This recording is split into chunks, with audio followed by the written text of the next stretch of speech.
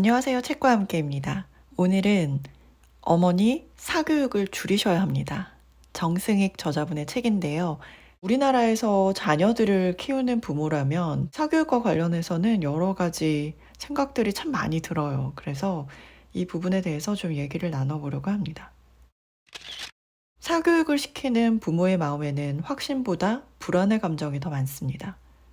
부모들은 자녀의 연령에 따라 교육해야 하는 수많은 것들에 노출됩니다.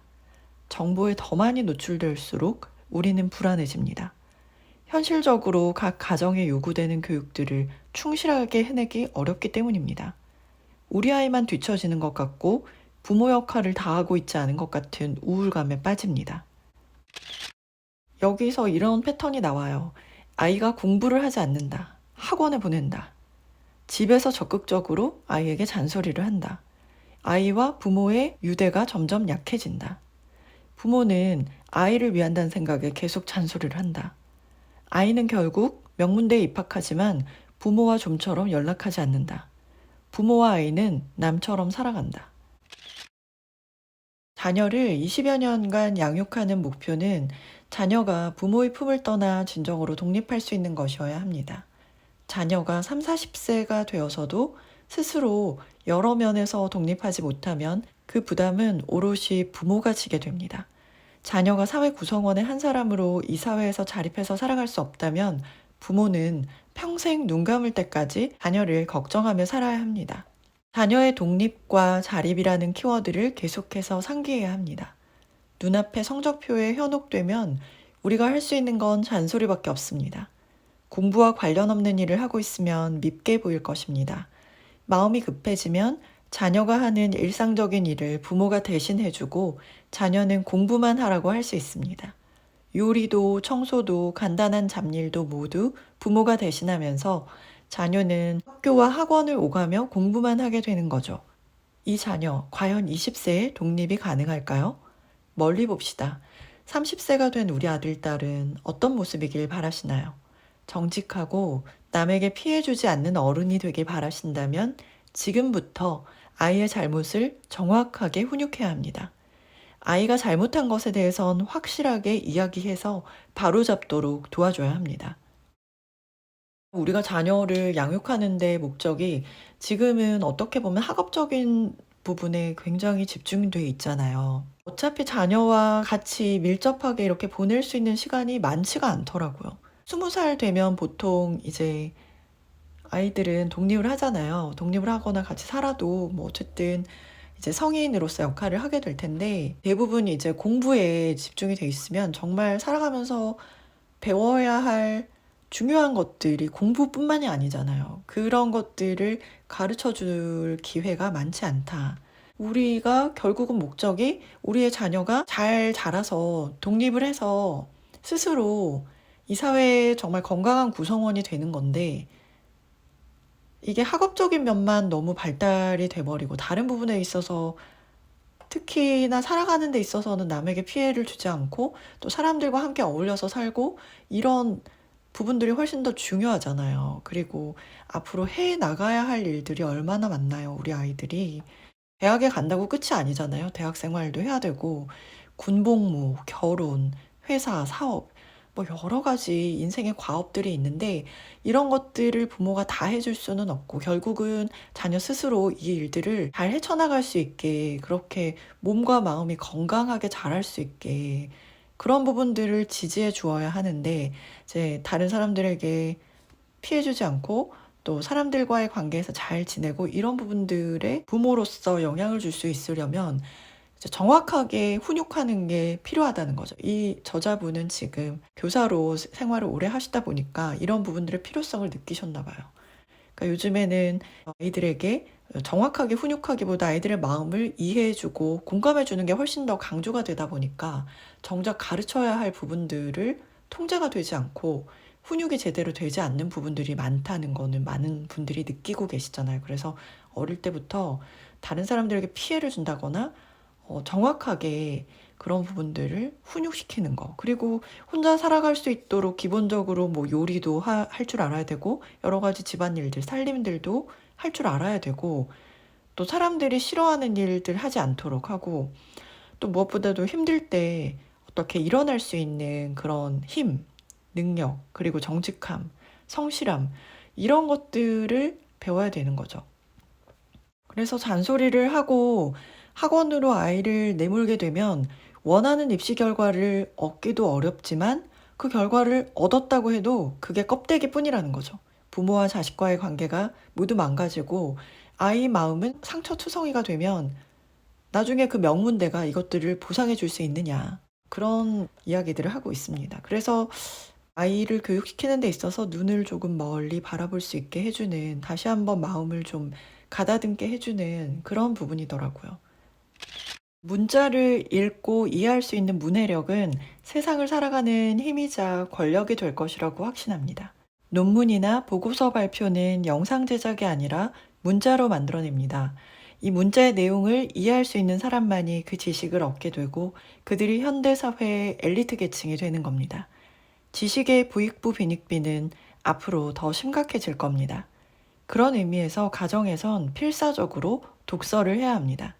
대입에 다가갈수록 독서 시간이 줄어들기 때문에 유년 시절에 독서 습관이 중요합니다. 어려서부터 매일 집에서 독서하고 도서관에서 필요한 책을 찾아 읽는 습관을 반드시 들여야 합니다.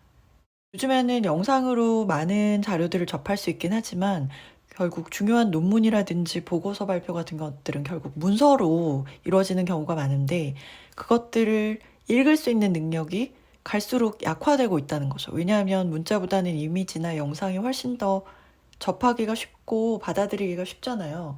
그러면서 점점 읽는 능력, 그 문해력이 요즘 학생들에게는 많이 저하되어 있다고 합니다. 그래서 앞으로는 그런 문자를 해석하는 능력 자체가 하나의 메리트가 될 것이다라고 문해력을 강조하고 있더라고요. 그래서 뭐 심심한 사과의 말씀을 드립니다. 이런 거를 정말 심심하다라고 받아들이는 아이들도 있고 공중 화장실을 공중에 있다라고 받아들이는 아이들도 있다라는 우스갯소리도 나오는데 그만큼 문해력 자체가 앞으로는 하나의 경쟁력이 될 수 있다라고 강조를 하는 부분이 있었어요. 그래서 공부 정서라는 표현을 쓰시던데 만약에 공부에 대한 이미지가 나한테 너무 어려운 것들을 막 해야 되는 스트레스, 중압감 이런 것들이 느껴지면 공부할 때 그 이미지, 그 정서가 박혀 있기 때문에 부담감이 될 수 있을 것 같은데 어릴 때 책을 많이 읽히고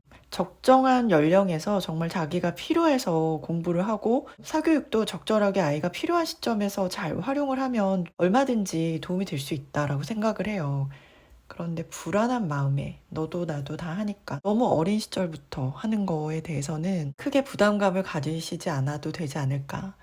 저 스스로도 이 책을 보면서 아직 본격적으로 입시를 눈앞에 두고 있지 않아서 저는 아직까지 와닿진 않지만 그래도 저는 아이들이 명문대에 가는 것보다는 엄마 아빠랑 관계가 좋았으면 좋겠고 그리고 아이들이 좀 밝게 건강하게 잘 자라는 게 저는 더 중요하다라고 생각하거든요.